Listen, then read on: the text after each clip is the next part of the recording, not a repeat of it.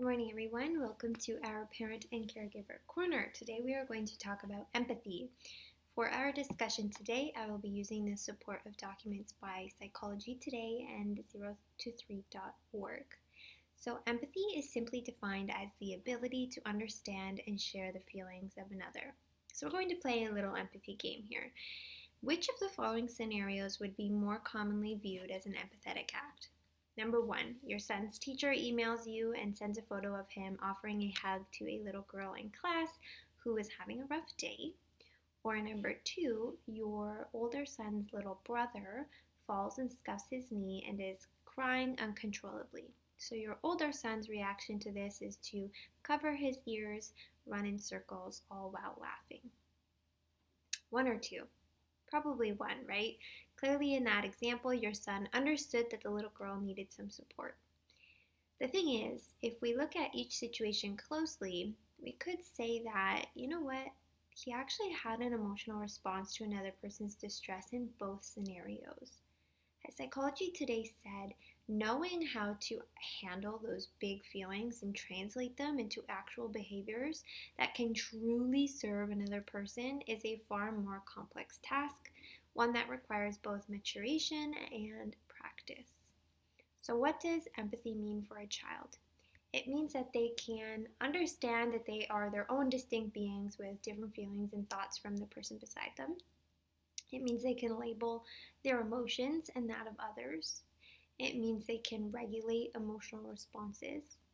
They can imagine how someone else might feel and what might help another person feel better. So there's a lot of moving parts here. Kids usually view themselves as distinct beings by the age of 4 or 5, with the development of what we call theory of mind. But then I know some adults who can't regulate their emotional responses, right?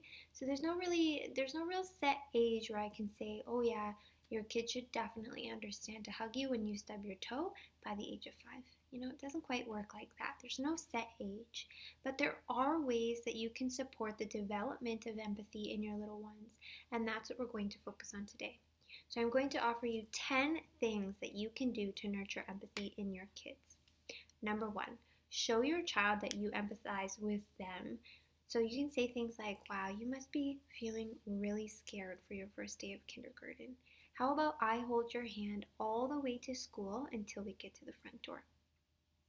Number 2, talk about other people's feelings. So, Eric is really sad that you took his toy. Can you give it back to him to make him feel better? Number 3, give opportunities for your kids to practice empathy. For example, going to get a Band-Aid together for the brother who hurt himself in the example from before. Number 4, read stories about feelings. So I will leave a link in the description of a story time video that I did reading a book about emotions.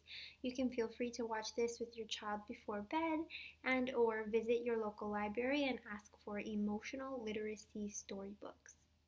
Number 5, be a role model. When you have strong, respectful relationships and interact with others in a kind and caring way, your child learns from your example. Number 6, use the word I intentionally. So this little word can actually help by modeling self-awareness. For example, saying, I don't like it when you scream inside the house. Please use your indoor voice and be out loud outside is a bit better than just saying, Mommy doesn't like it, right? You see the difference there in using I? You're wanting to explain what behavior you don't like and describe what you would rather see from your perspective. Number 7, validate your child's emotions. I say this in almost every chat. To me, this is a golden rule. There is no bad emotion. It's just as okay to feel angry or sad as it is to feel happy or excited. Let your kids know this and help them cope with those icky feelings.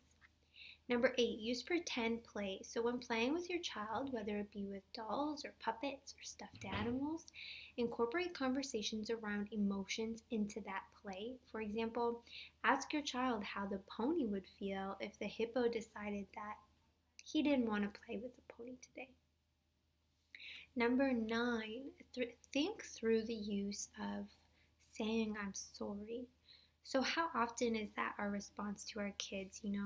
Like their aunt just told them to get off their furniture. So we go and tell our kids, say sorry to auntie.